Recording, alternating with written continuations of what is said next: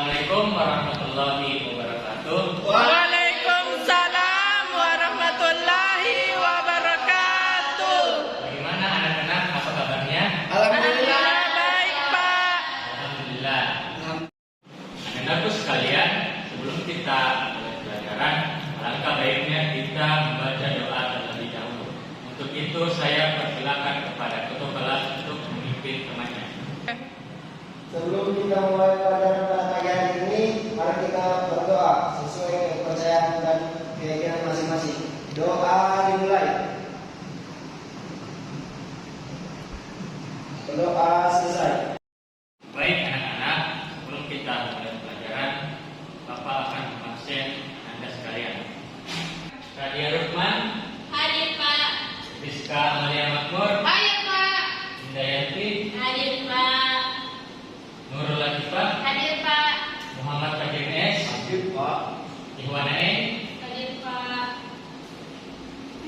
Anak-anak, sebelum Bapak memasuki materi pelajaran pada hari ini, alangkah baiknya Bapak mengulang materi yang Bapak sampaikan minggu lalu. Apakah di antara Anda sekalian ada yang mengingat materi minggu lalu? Saya Pak. Ya, silakan. Jaringan tumbuhan. Ada yang tahu pengertian dari jaringan tumbuhan? Saya Pak. Ya, silakan. Jaringan tumbuhan adalah sekelompok sel yang memiliki struktur dan fungsi yang sama dan membentuk organ tumbuhan. Ya, betul sekali yang Anda sampaikan. Beri aplaus dulu untuk teman-temannya. Anak-anak, Bapak lihat ini anak-anak kurang semangat. Jadi, akhirnya oke. Bapak punya game untuk kalian untuk melatih fokus atau menambah semangat kalian. Bapak punya permainan untuk kalian. Jika Bapak bilang hello, kalian bilang hai. Jika Bapak bilang hai, kalian bilang hello. Oke?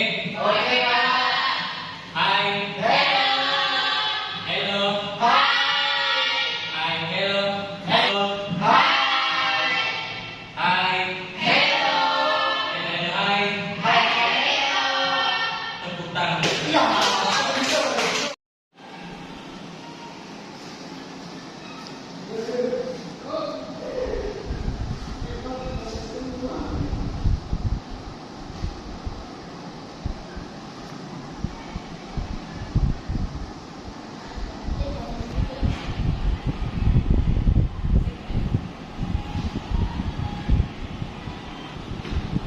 Anak-anak, sebelum kita masuk pada materi, alangkah baiknya Bapak menyampaikan indikator yang akan dicapai dalam pembelajaran.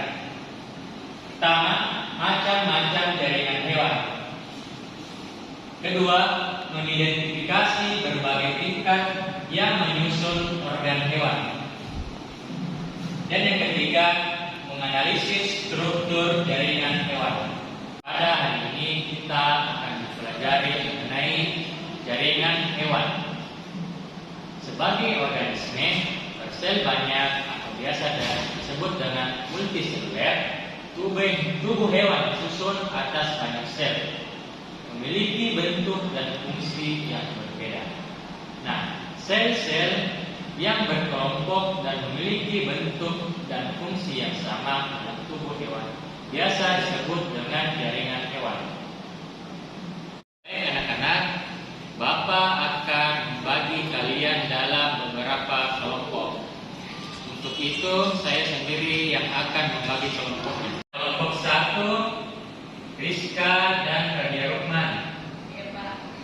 Kedua, Iwana N dan Ade Indira. Kelompok 3, Indayanti dan Nurul Latifah. Untuk itu, silakan kelompok yang bersangkutan mengatur kelompoknya masing-masing. Iya Pak.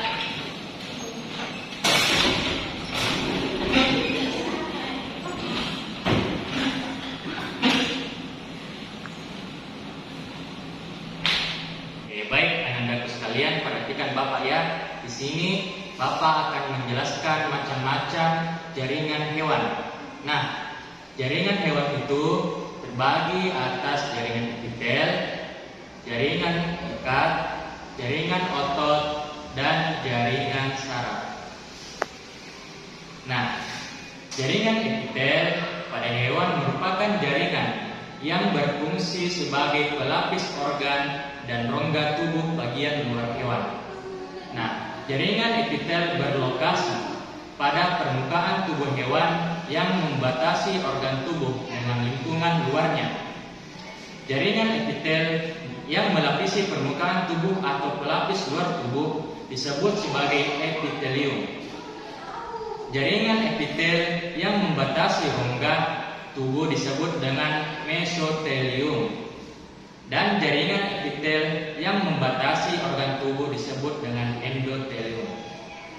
Nah, jaringan ikat merupakan jaringan yang berkembang dari mesenkim yang berasal dari lapisan tengah embrio atau biasa disebut dengan mesoderm.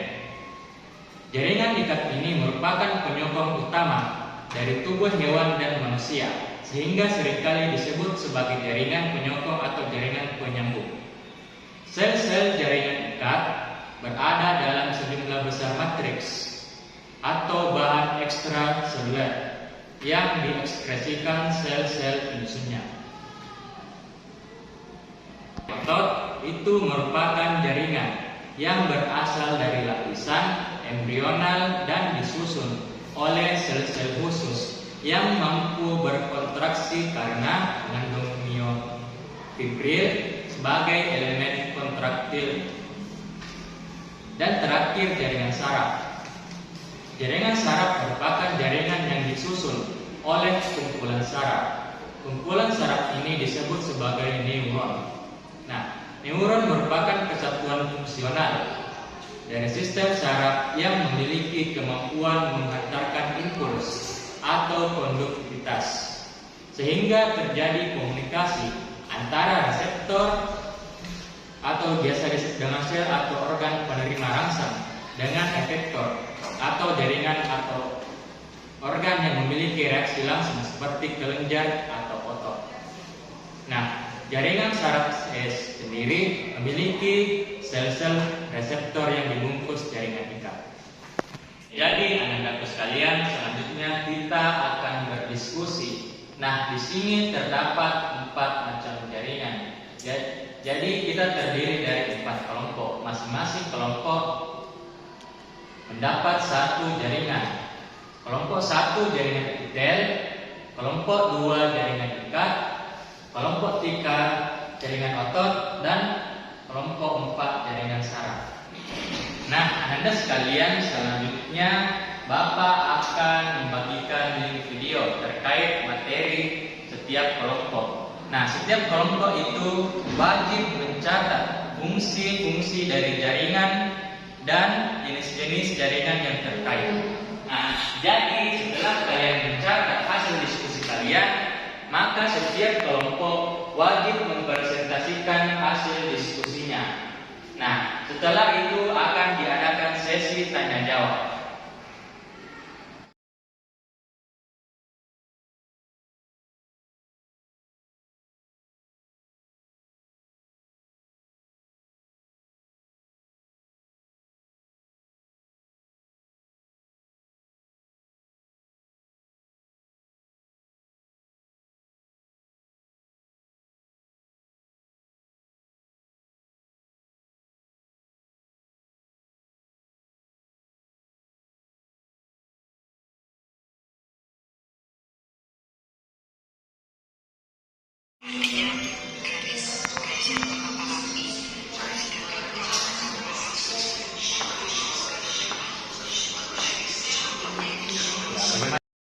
Di sini, listrik tersebut akan dioper dari satu sel syaraf ke sel syaraf berikutnya sampai akhirnya sel syaraf terakhir dinyatakan selesai.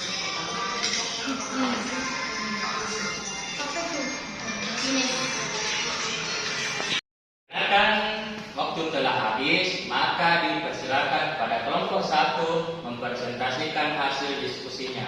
Untuk kelompok 1 saya persilahkan.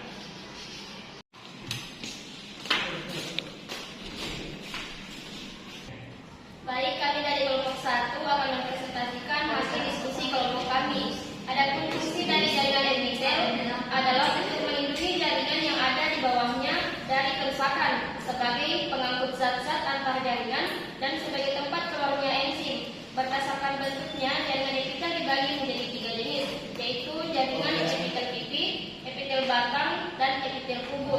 Untuk jenisnya, saya serahkan kepada teman kelompok saya untuk memaparkan.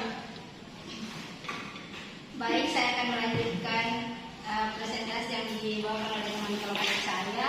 Jadi, berdasarkan jumlah lapisan selnya, jaringan epitel dibagi menjadi beberapa jaringan. Di antaranya adalah epitel pipi berlapis selapis atau sederhana, epitel pipi berlapis, epitel batang selapis, epitel batang berlapis, epitel kubus selapis, epitel kubus berlapis, dan epitel transisi.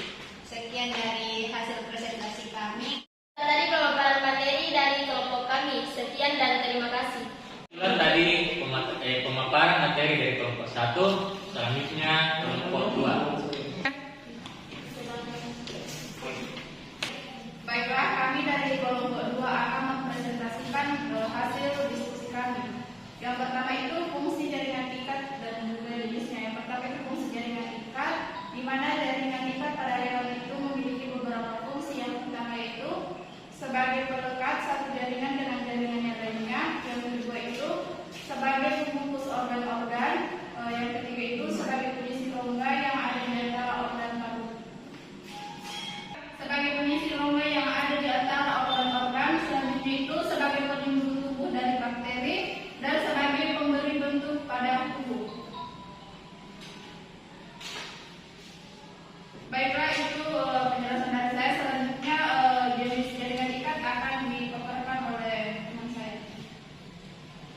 Baik, saya akan melanjutkan pemaparan dari rekan kelompok saya, yaitu jenis jaringan ikat, di mana jaringan ikat dibagi menjadi 3, yaitu yang pertama jaringan ikat sebenarnya, 2 atau rangka, dan yang ketiga jaringan darah dan limfa, di mana jaringan darah merupakan jaringan ikat yang disusun oleh sel darah merah dan sel darah putih dan keping-keping darah yang berada dalam sel yang dinamakan plasma.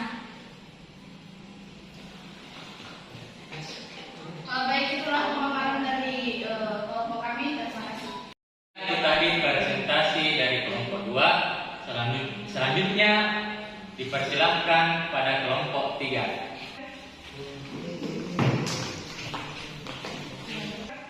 Bismillahirrahmanirrahim. Kami dari kelompok 3 akan mempresentasikan hasil diskusi kami dengan judul fungsi dan jenis jaringan otot. Yang pertama itu gerakan anggota gerak dan tubuh vertebrata termasuk manusia secara keseluruhan disebabkan oleh kontraksi otot yang melekat pada rangka. Sementara pada organ yang berongga seperti saluran pencernaan dan pembuluh darah, jaringan otot berfungsi untuk menekan isi organ tersebut, sehingga terjadi gerakan makanan dalam usus dan aliran darah ke seluruh tubuh. Contohnya yang pertama itu otot polos. Otot polos merupakan jaringan otot yang disusun oleh sel-sel yang berbentuk kumparan dengan satu inti di tengahnya. Karena sitoplasma atau sarkoplasma mengandung filamen yang tidak teratur, otot polos tidak terlihat lurik saat miofilamen memendek atau otot akan berkontraksi. Mungkin itu saja dari saya kasih ke teman saya untuk melanjutkan. Baiklah, saya akan melanjutkan materi dari saudari Rizka, yaitu otot lurik. Otot lurik merupakan jaringan otot yang disusun oleh serabut-serabut otot atau sel-sel otot, serta memiliki banyak inti yang terletak di bagian tepinya. Yang kedua, otot jantung. Otot jantung merupakan jaringan otot yang berada di jantung, yang sel-selnya bercabang-cabang dan setiap cabangnya melekat dengan cabang lainnya. Ya, mungkin itu saja pemaparan dari kelompok kami. Sekian. Assalamualaikum warahmatullahi wabarakatuh. Waalaikumsalam. Tadi pemaparan materi dari kelompok 3. Selanjutnya saya persilakan kepada kelompok 4 mempresentasikan hasil diskusinya. Oke, baik.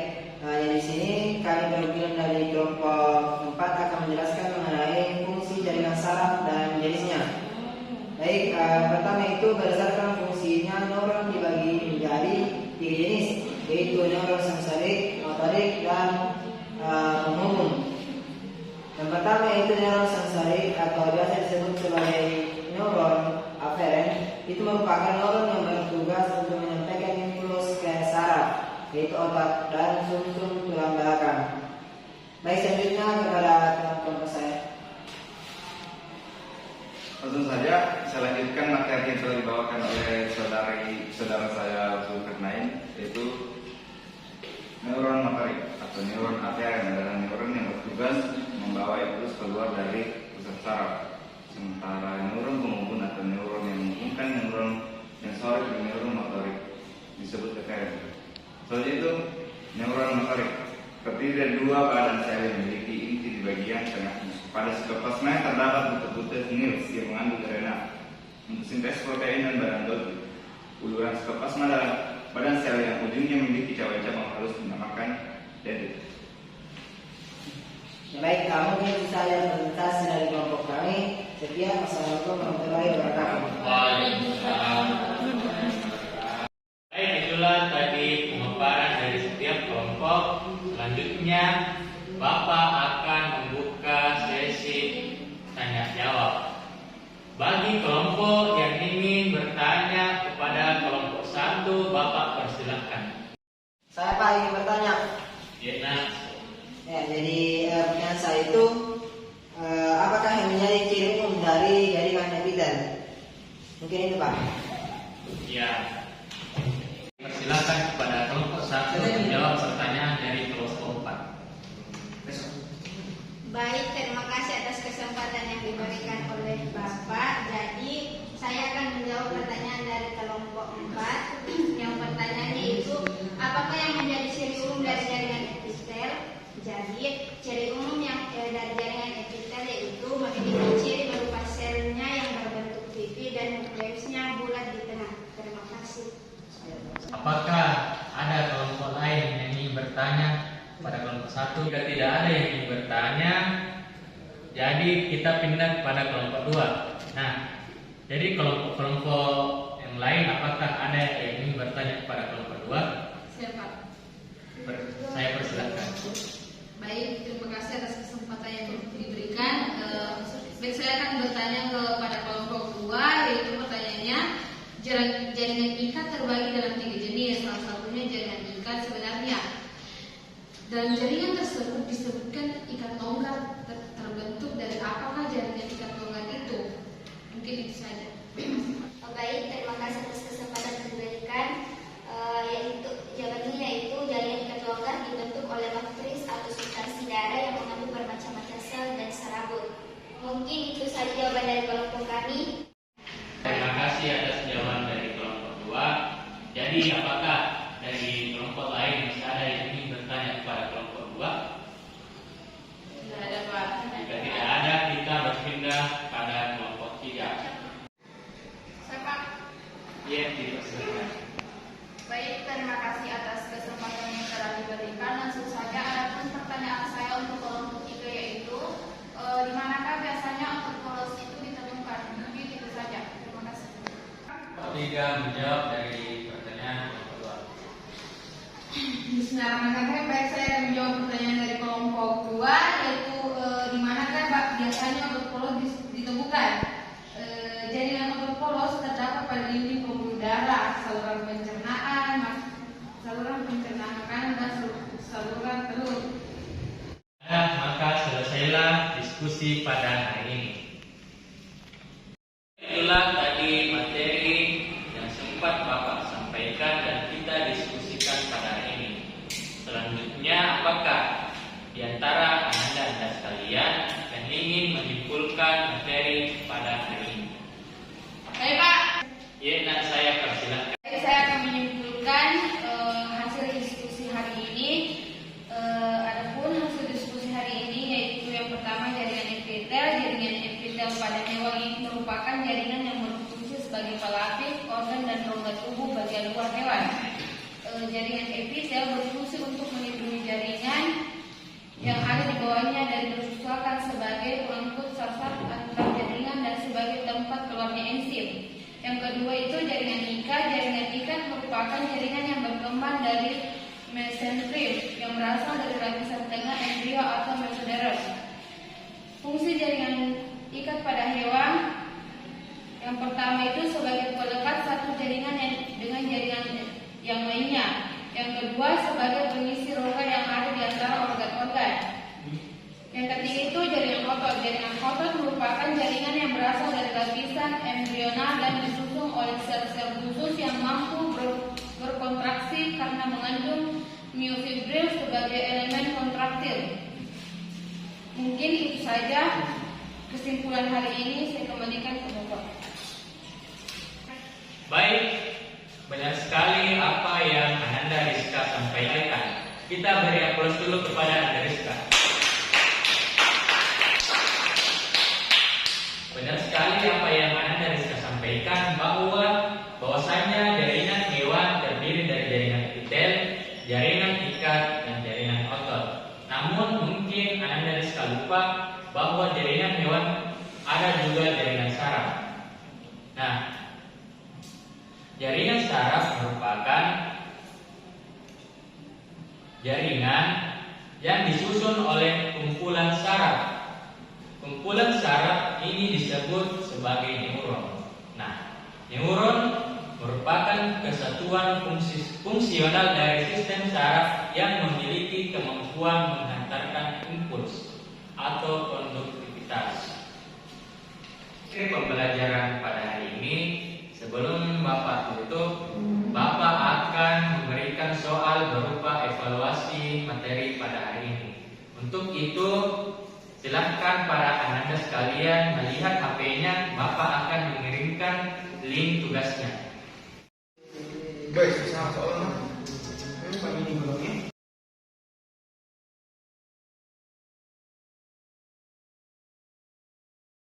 Untuk materi selanjutnya, yakni pada pekan depan kita akan membahas tentang sistem gerak. Jadi Anandaku sekalian diharapkan belajar terlebih dahulu sebelum kita masuk pekan depan. Sekian pertemuan kita pada hari ini. Assalamualaikum